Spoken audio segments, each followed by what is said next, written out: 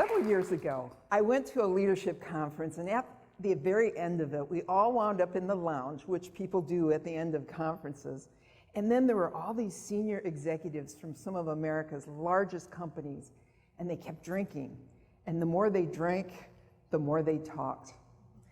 It was like the truth was coming forward, a truth that I had never heard before, which was that as they were getting out of their 40s into their 50s, their careers were starting to hit a wall that they never envisioned, because these people were on top of their games. They couldn't figure it out. This one's getting pushed out for early retirement. This one is trying to find a job, and the recruiters who used to just clamor to get an application from her didn't even return her calls. This one knew that the day was coming when she was going to get a gentle tap on the shoulder to say, let's talk about this next phase of your career. And as this went on, I started to think, you all sound like my friends back home. What's going on here? Is there just this rampant age discrimination which suddenly makes you a has-been as soon as you have a couple of birthdays? Or is there something more?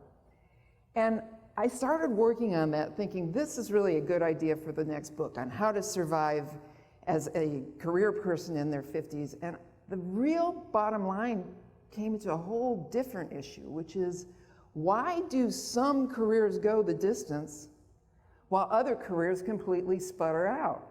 What is it that's doing that?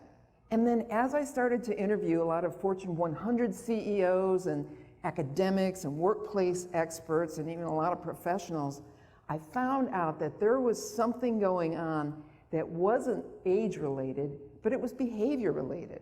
It's about this word, and it's not a sexy word, but it's a very important word that will drive your career, and that's relevance. Are we owning our relevance and staying abreast of what we need to do in order to stay on the wave of change? So this right here is a Motorola StarTech. Sexy, huh? It's had that, remember that? And this is the phone that Marissa Mayer loved when she was in her late 20s.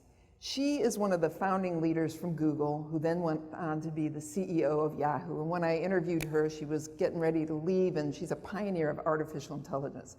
But she told me she loved this phone so much because it was the one that was on every TV show, and she liked how it did that, you know, when she was done with a call. And she had the phone for a long time, and then it got an LED bleed, and she couldn't see the numbers.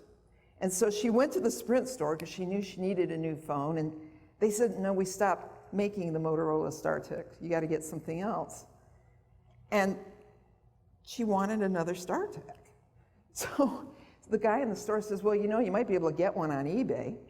And she went home and looked it up, and sure enough, she could get this phone on eBay, and she ordered another one, and it was good for another year. And then the same thing happened to that one. So she went right back to eBay, and she started hoarding Motorola StarTechs because she thought, I've got to get enough to last me forever. And then it occurred to her that she was 29 years old, and she was going to hopefully get to be 100 years old. And were there going to be enough Motorola StarTechs? And would that technology be current enough to carry her from beginning to end? And she realized absolutely how ridiculous that idea was. And yet, isn't that what many, many people do with their careers? They just either miss the wave or think they'll sit that one out, while other people are diving into it and learning technology because things are changing so fast. And she says, if you don't catch this wave, there's going to be another one, and you're going to be even farther back. So the challenge becomes staying relevant when everything is always moving so fast. What we know is that the workplace of today will no longer exist tomorrow. It changes that fast. We used to get out of college and have a set of skills that were supposed to last us for our full career, average 32 to more years, right? But now a skill set doesn't even make it 10 years or 5. Many skills make it 2 years or even less. And a recent Oxford University study showed that 47% of the skills we use today will be irrelevant in 10 years. So when you think about those people who are just trying to skip the wave and get to the end, there is no luxury of skipping a wave. You have to figure it out and have to keep moving forward. I know another person who was in a good leadership position at Coca-Cola and didn't get a promotion that she was supposed to get. And she kept saying, what is going on here? And she had a boss that was of this very unusual breed of people. It was a millennial. And the millennial said to her, when she kept saying, why am I not getting the promotion? He said, well, you've got too much Coke trash in your head. And she says, Coke trash? What do you mean Coke trash? And he says, yeah, you're just caught up on what was. And it was so offensive. But what many of us don't realize is that in the workplace today, we've seen something now that is the death of experience. The more you say, I'm so experienced, the less people hear you. Because experience is a word that has come to mean yesterday. And what companies are worried about is tomorrow. So out that goes. And it doesn't matter anymore if you're the best person for your job today. That was just shocking to me to hear so many leaders telling me, yeah, it doesn't matter if you're best for today. Because they're worried about something else, and it's the runway. They want to know, where are you going to be in 2 years, 5 years, and 10 years? Because if you're not going to be the best person for the job then, they want that person on the runway now, so they've got it covered for them. And that means if you're sitting out something and letting a wave go by because it's too complicated or unpleasant, someone else is going to come in and take your spot. And the thing about millennials is they're smart. I love them. They're smart. They've got it going on. They can do more with their thumbs than we can do with our whole bodies. And they work for a third the price because they're younger. So if you're going to justify a senior salary, you better have senior talents that are going to carry forward down the runway. And there was this young innovator who I just love, Zach Friedman, and he said something in an interview that I thought was so profound, because I was saying, what about experience? And he goes, if you have 30 years of irrelevant experience and a millennial has 2 years of relevant experience, that millennial is the expert. That may be painful, but it's the truth. Because the only thing that keeps your career going these days is relevance. And have you taken the time to figure out how relevant are you in a world where everything is changing so crazily? How are big data, artificial intelligence, blockchain, and robotics going to impact your specific profession and job? Do you realize how many of our standard professions these days are going to vanish because of robots and other kinds of intelligence? Bank tellers, cashiers, farmers. You've got taxi drivers are going to get replaced by cars that drive themselves. Warehouses are going to have warehouse runners that are replaced by robots, security guards. You're going to have surgeons that are doing surgery with robotic tools. And eventually, will the surgeon even be in the room? Because now you look at Air Force pilots, and they're being replaced by drones. Makes you kind of wonder if they're going to even have robotic TEDx speakers too, right?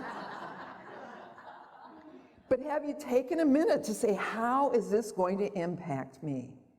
Because what companies want and what leaders want are people who are insatiably curious, so that you're always looking at the next thing. So you're always thinking, what is it that's coming in front of me?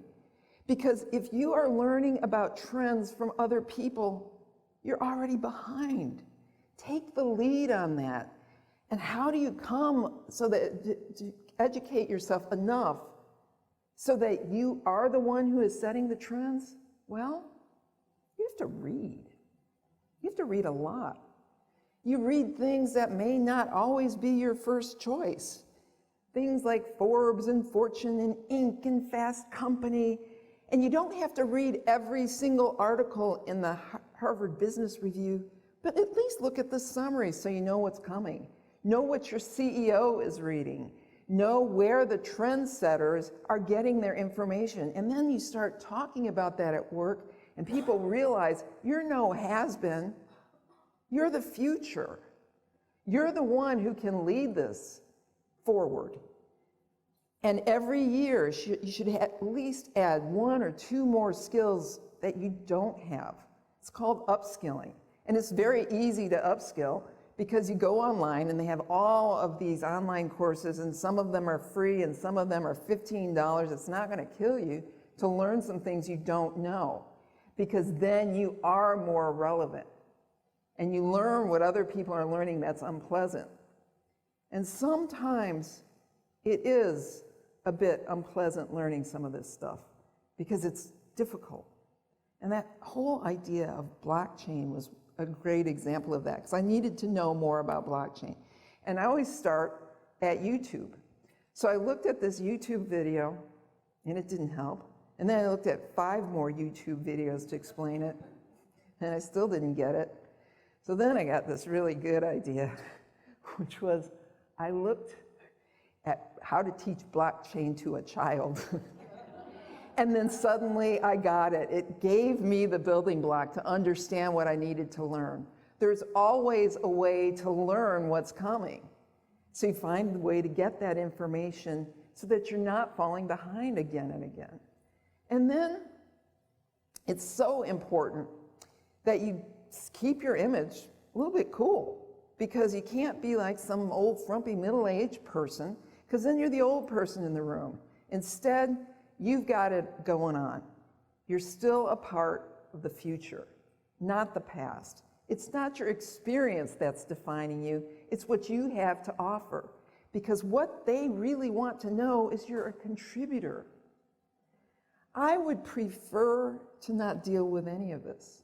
I'd like to just lay out on the beach, turn off all of those devices, not think about social media, just have calm and quiet for a while to where you can maybe rest on your laurels and think, I did such good work and they'll love me no matter what. But the world changed.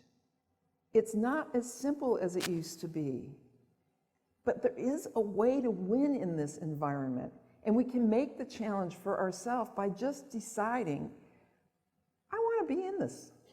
I want to win. And to win, you make the decision to be relevant. Because then, if you've got what's going to go happening further on down the road, you're not going to be the one who gets the tap on the shoulder that says, let's figure out what's next for this next chapter in your career. You'll be the one driving the change. Thank you very much.